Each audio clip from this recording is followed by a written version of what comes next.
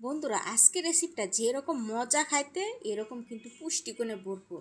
অনেক বেশি পুষ্টিকর আজকের খাবারটা। ডাক্তারের কাছে গেলে ডাক্তাররা বলে এরকম খাবারগুলি খাওয়ার জন্য। এই যে কচু, কচু কিন্তু ডাক্তাররা খাইতে বলে। অনেকে হাত চুলকানির জন্য এই যে ধুইতে চান না, এরকম একটা বুদ্ধি করে নেবেন, দেখবেন হাত চুলকাইব না, কিন্তু আপনার ধোয়াটাও হয়ে যাবো। আমার বুদ্ধিটা দারুণ হয়েছে না? যদি ভালো লাগে কমেন্টে বলে যাবেন। এরকম বুদ্ধিতে করবেন, তাহলে আর হাত চুলকাইব না। এই যে ধোয়া দায়ী কইরা এখন কি করব জানেন? এই যে শুকনা ইলিশটা, নোনা ইলিশ, ওটার মাথা ধুয়ে নিব। আজকে মাথা দিয়ে রান্না করব। গরম পানি দিয়ে অনেক সময় আমি ভিজিয়ে রাখবো। এটা ভিজিয়ে রেখে আমি কচুগুলি সিদ্ধ করতে দিয়ে দিব। যতক্ষণ কচু সিদ্ধ হবে ততক্ষণ ওটা ভিজবে। ভিজে তারপরে ওটা ধুবো সুন্দর করে। গরম পানির মধ্যে দিচ্ছি, সুন্দর করে ওটা হয়ে যাব। লবণটা ছেড়ে দেব, খাওয়ার স্বাদ ভালো হবে। তারপরে এই যে এখানে আমি কচুর মধ্যে আমি দিয়ে দিছি রসুন, কাঁচামরিচ, তারপরে লবণ দিয়ে সিদ্ধ করতে দিয়েছি। দিয়ে এই যে মশলা বাটতে চলে আসছি। মশলা এখানে আমি নিয়ে নিলাম জিরা, রসুন, আদা, কাঁচামরিচ, পেঁয়াজ, এগুলি আমি একসাথে বাইটা নিব। ওদিক দিয়ে আমার কচু সিদ্ধ হইতেছে, আর এদিক দিয়ে আমার এই যে বাটাকুটা শুরু হয়ে গেছে। বাটাকুটা করতে করতে যে এটা একটু উল্টায় দেবো। যে দেখছেন এটা সিদ্ধ হয়ে গেছে কি সুন্দর।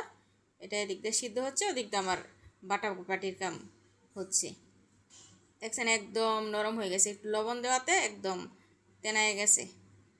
এরকমভাবে করে ভাপ দিয়ে দিছি। দেখছেন পানিটা ঝরাই নিব এখন আমি।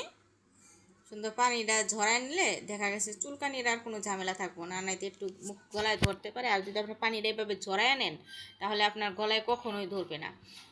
যে পানি ঝরতে থাকবো, এদিক দিয়ে আমি যে রান্না বসায় দিলাম।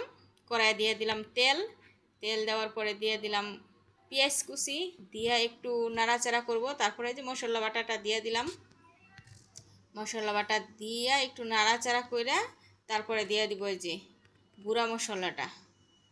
গুঁড়া মশলাটা দিয়ে একটু ভালোভাবে কষিয়ে নিব সুন্দর করে। কারণ না কষালে তরকারির স্বাদ হয় না, এই কারণে কষাইতে হবে। যত কষানি তত মজা। গুঁড়া মরিচের মধ্যে কী ছিল আমার? এই যে লবণ, হলুদ, মরিচ, জিরা গুঁড়া, এগুলি ছিল আমার গুঁড়া মশলা। তারপরে দিয়া ভালোভাবে যে কষায় নিলাম। কষায় নেওয়ার পরে এখন আমি মাছের মাথাটা দিয়ে দিব। কারণ মাছের মাথাটা ভাঙিয়ে আজকে আমি এই কচুগুলি রান্না করব। দারুণ মজা হয় কিন্তু। এটা হচ্ছে মাছের মাথা বলতে এটা শুকনা ইলিশ, নোনা ইলিশ যেটাকে বলে সেটাই।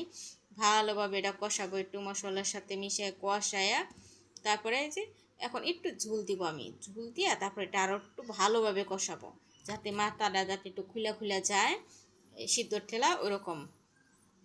না কষাইলে একটু এটার কেমন একটা ঘ্রাণ থাকবো। আর এটা যত ভালোভাবে কষানো হইব তত স্বাদ হইব তরকারির।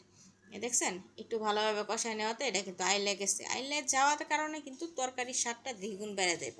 আর যদি না ওলানি যায় তাহলে কিন্তু পারবো না। এই যে কষানো হয়েছে, এখন আমি কচুগুলি দিয়ে দিলাম। দিয়ে সুন্দর করে কষাবো। এটা আমি আর পানি দিব না। অনেকে পানি দেয় ঠিক আছে, কিন্তু আমি পানি দিব না। এটা আমি আধা ঘন্টার মতো আমি চুলা ডিম একদম লো আছে রাইখা এটার আমি একদম ভাজা ভাজা করব।